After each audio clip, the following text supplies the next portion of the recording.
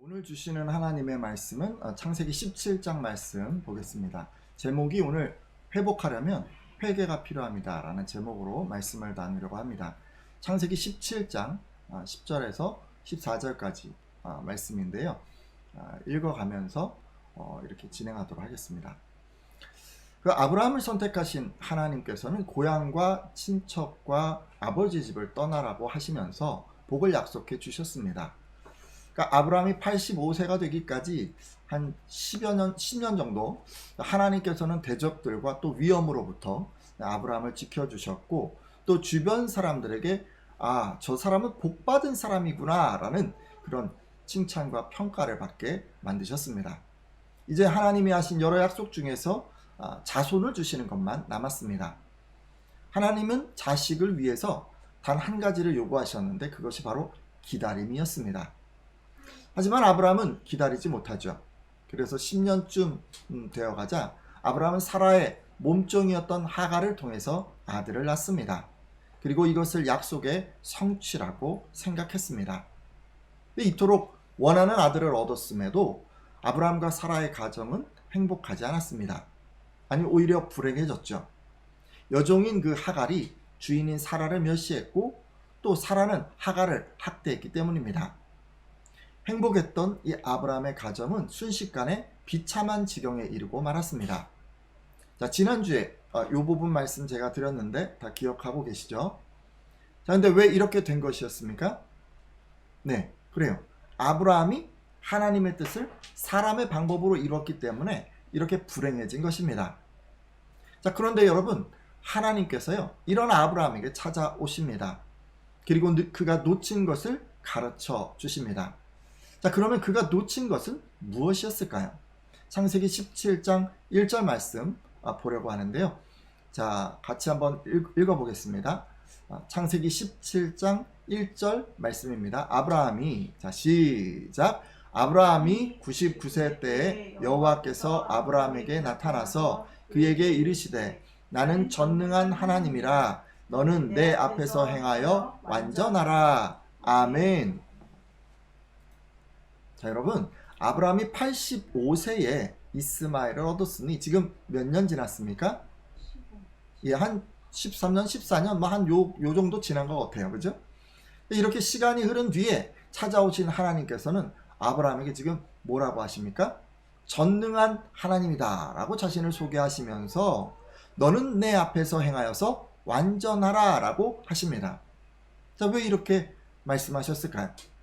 왜 내 앞에서 완전하라 라고 굳이 말씀하신 것입니까? 지금 하나님이 보시기에 아브라함이 완전하지 못했기 때문입니다. 여러분, 앞서 아브라함이요, 하갈을 두 번째 부인으로 맞아서 그 이스마엘을 얻었잖아요. 근데 그것을 하나님께서는 완전하게 보시지 않았기 때문에, 그래서 지금 이렇게 완전하라 라고 요구하시는 것입니다. 그러니까 하나님께서는 아브라함이 자신의 방법으로 하나님의 뜻을 성취한 것을 불순종으로 여기셨던 것입니다. 아니, 근데 말이죠, 지금 완전하라라고 하나님은 요구하시지만 아브라함이 도대체 어떻게 완전해질 수 있습니까? 이미 아브라함은요, 자기 마음대로 하나님의 뜻을 행해서 이스마엘이라고 하는 아들을 낳았고, 또 가정은 황폐해질 대로 황폐해졌는데 이게 어떻게 완전해질 수 있다는 말씀입니까? 그러니까 완전해진다라는 것은 어떻게 보면 그러니까 이전의 상태로 돌아간다는 그런 말인데, 이렇게 무너진 가정을 아브라함이 회복할 수 있다는 말일까요? 아니죠. 못하죠. 아브라함은 할 수 없었어요. 그래서 무려 13년이라고 하는 시간을 이게 내 운명이려니 하고 이 두 부인 사이에서 마음고생하면서 살아왔습니다. 자, 그렇다면요, 하나님께서 아브라함을 회복해 주셔야만 하는데 하나님은 어떻게 아브라함을 회복시키셨을까요? 앞서 읽은 말씀을 보니까 행하여 완전하라 라고 하신 것으로 보아서 아브라함이 뭔가 행해야 하는 것은 아닐까요? 자, 말씀을 통해서 한번 확인해 보도록 하겠습니다. 창세기 17장 15절에서 16절까지 말씀인데, 자, 창세기 말씀 17장에서 15절, 16절까지 말씀입니다. 이 부분 제가 읽도록 하겠습니다. 하나님이 또 아브라함에게 이르시되 내 아내 사레는 이름을 사레라 하지 말고 사라라 하라. 내가 그에게 복을 주어 그가 내게 아들을 낳아 주게 하며 내가 그에게 복을 주어 그를 여러 민족의 어머니가 되게 하리니 민족의 여러 왕이 그에게서 나리라. 아멘. 자, 방금 말씀을 보니까요, 하나님께서는 사라의 이름을 사라로 계명하라 라고 하시면서 사라가 아들을 낳을 것이라고 하십니다. 자, 그리고 사라가 여러 민족의 어머니가 될 것이라고도 하셨죠. 아니, 지금까지 수십 년간 이 아이가 없었는데, 그래서 지금 나이가 거의 한 90세쯤 되었는데 그 사라가 아이를 낳는다니 아브라함은 이런 하나님의 말씀을 쉽게 믿을 수가 없었습니다. 그래서 아브라함은 마음속으로 100세 된 사람이 어찌 자식을 낳을까? 사라는 90세나 되었으니 어찌 출산하리요? 라고 생각합니다. 그리고 이런 생각 끝에 하나님께 이스마엘이나 하나님 앞에서 살기를 원하나이다 라고 말씀드립니다. 자, 보면요, 아브라함은 그랬던 것 같아요. 자기가 만든 이런 비참한 상황이 도저히 회복될 수 없다라고 그는 생각하고 있는 것입니다. 네, 여러분, 우리도 마찬가지 아닐까요? 우리도 지금 만약에 비참한 상황에 빠져 있다면, 비참한 어떤 형편에 우리가 들어가 있다면, 그래서 과거에 자신에게 주셨던 어떤 꿈과 비전들을 이제는 성취할 수 없다고 그렇게 생각할 수 있습니다. 믿음이 있는 사람이라면 누구나 하나님의 뜻을 이루기 위해서 동분서주합니다.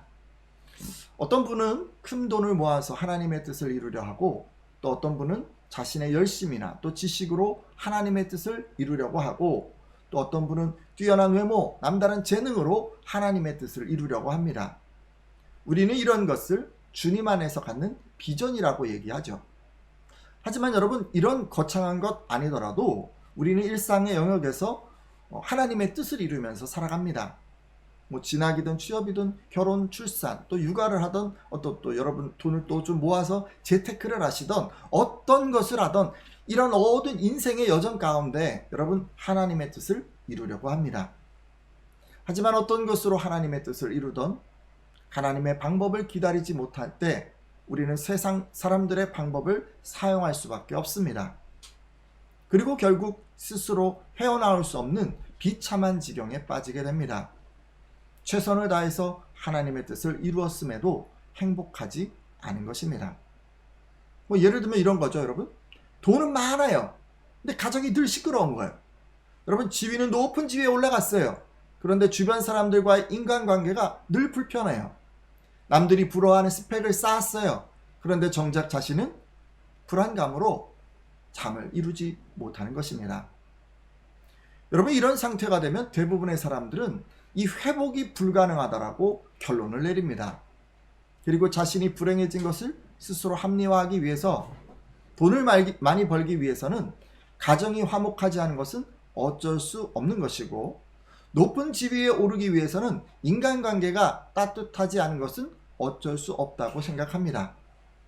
또 엄청난 이런 스펙을 쌓아가기 위해서는 건강을 좀 해치고 또 스트레스 받을 수밖에는 없다라고 생각합니다. 그리고 이렇게 생각한 나머지 뭐 돈이나 더 벌어야지, 더 높은 지위에 올라야지, 더 나은 스펙을 쌓아야지라고 생각해버립니다. 아브라함이 아까 뭐라 그랬죠? 이스마엘이나 하나님 앞에 살기를 원하나이다 라고 말하는 것처럼 우리도 회복하는 것보다는 내 손에 가진 것들의 현상 유지에 더 마음을 쓰는 것입니다. 자, 그러면 한번 생각해 볼까요? 자, 여러분, 이스마엘을 얻은 이 아브라함은 지금 어떤 얼굴일까요? 뭐 기쁘고 감사하고 행복한 얼굴일까요? 아니요, 그럴 것 같지 않습니다. 집안에서 지금 두 아내가 서로 미워하고 싸우고 있으니 모르긴 해도 근심하고 또 짜증난 얼굴 아니었을까요? 여러분, 스트레스에 찌든 그런 얼굴이었을 것 같아요. 여러분, 그러시지 않습니까? 집안 시끄러우면 뭐 또 좀 일이 많아버리면 그럼 여러분 입가에 웃음기가 점점 사라지잖아요. 저도 최근 그랬습니다. 교회 이사 진행하랴, 어머님 모시고 또 병원에 가랴, 아침 저녁에 또 아이를 챙겨서 또 등하원 시키랴. 여러분 몸은 좀 피곤하고 또 이런저런 스트레스 자꾸 받으니까 가장 먼저 얼굴부터 붓더라고요. 근데 여러분 그러시지 않나요? 그런데 여러분 지난 13년간 돌아보세요. 아브라함의 얼굴이 딱 그랬을 거라고 예상이 됩니다. 자, 이렇게 어두운 얼굴로 힘든 일상을 버텨내고 있는 아브라함에게 하나님은 뭐라고 하셨을까요? 창세기 17장 19절 말씀인데, 자, 우리 같이 한번 읽어보도록 하겠습니다. 창세기 17장 19절 말씀입니다. 하나님이 이르시되, 같이 한번 읽겠습니다. 시작. 하나님이 이르시되 아니라 내 아내 사라가 내 아들을 낳으리니 너는 그 이름을 이삭이라 하라. 내가 그와 내 언약을 세우리니 그의 후손에게 영원한 언약이 되리라. 아멘. 자, 여러분 말씀을 보니까 하나님께서는 사라가 아들을 낳을 것이고 그 아들의 이름을 이삭으로 지어라 라고 이렇게 말씀하셨습니다. 그리고 하나님께서 사라가 낳을 이삭과 또 그의 후손들과 언약을 세우시겠다고 하셨습니다. 자, 그런데 여기서 우리가 주목해야 될 이름이 있습니다. 바로 이삭입니다.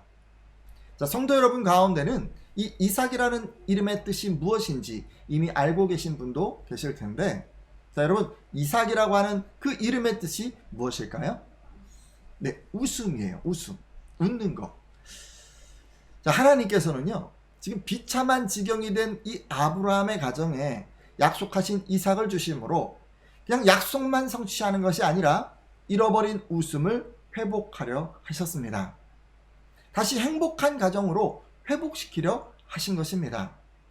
그래서 지금 웃음이라는 이름을 가진 아들을 주신 것입니다.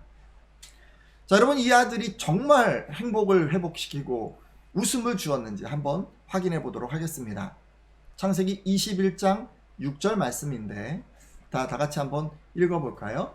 창세기 21장 6절 말씀입니다. 사라가 이르되, 같이 한번 읽겠습니다. 시작. 사라가 이르되 하나님이 나를 웃게 하시니 듣는 자가 다 나와 함께 웃으리로다. 아멘.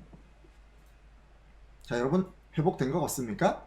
지금 사라가 뭐라 그랬죠? 하나님이 나를 웃게 하셨다라고 합니다. 여러분 이 웃음은 어떤 웃음일까요?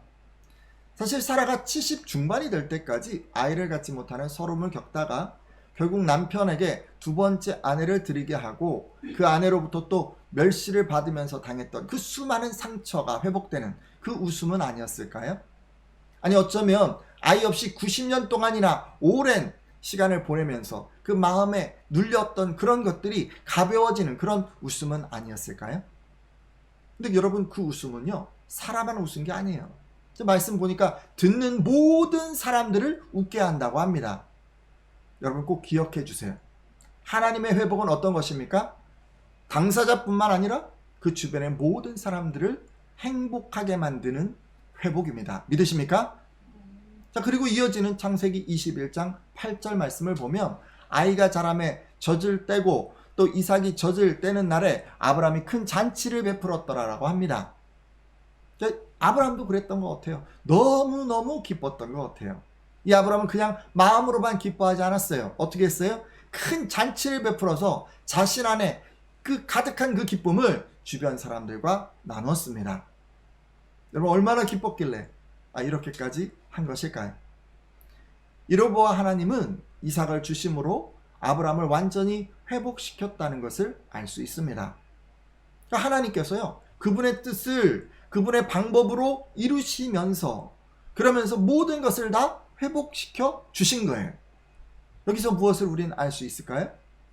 자, 우리 눈에는요 사람의 방법으로도 하나님의 뜻을 이룰 수 있는 것처럼 보입니다.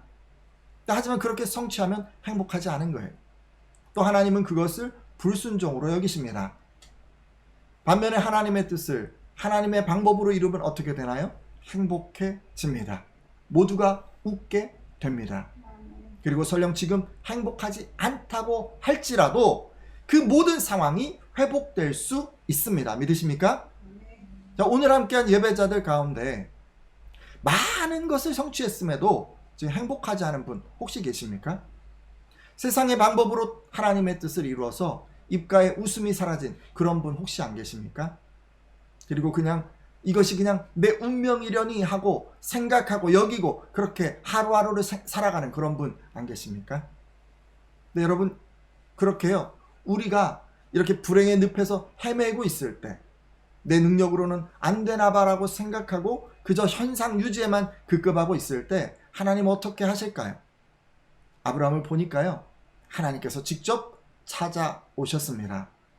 그리고 하나님의 방법으로 하나님의 뜻을 성취하셔서 이 사라져버린 웃음을 회복해 주셨습니다. 여러분, 이런 하나님의 은혜가 저에게도 여러분에게도 있기를 축복합니다. 여러분, 우리는 체념하고 살아갈 수 있어요. 그렇지만 그 삶의 현장에 그 늪에 빠져있는 우리들에게 하나님께서 꼭 찾아오시기를 바랍니다. 그리고 여러분의 능력으로는 회복할 수 없지만 하나님의 능력으로 회복되기를 바랍니다. 그래서 잃어버린 웃음이 회복되고 또 행복해지시기를 예수님의 이름으로 축원합니다. 아멘. 자, 근데요, 여러분, 하나님께서 그냥 찾아봐 주시고 회복시켜 주셨는데 그냥 거저하신 게 아닌 것 같아요. 앞서 여러분 읽었는데 행하여 완전하라 라고 하신 말씀 여러분 기억하시죠? 완전해지는 것에는 무언가 행해야만 하는 조건이 따라 붙습니다. 자, 그러면 완전해지기 위해서 아브라함이 행해야 했던 것은 무엇일까요? 오늘 말씀을 통해서 또 확인해 보도록 하겠습니다. 자, 창세기 17장 10절에서 11절까지 말씀인데 같이 한번 읽도록 하겠습니다. 창세기 17장 10절에서 11절까지 말씀입니다. 너희 중 남자는, 같이 읽겠습니다. 시작! 너희 중 남자는 다 할례를 받으라. 이것이 나와 너희와 너희 후손 사이에 지킬 내 언약이니라. 너희는 포피를 베어라. 이것이 나와 너희 사이의 언약의 표징이니라. 아멘. 자, 여러분, 하나님께서 무엇을 행하라고 하셨습니까? 할례를 행하라고 하셨습니다.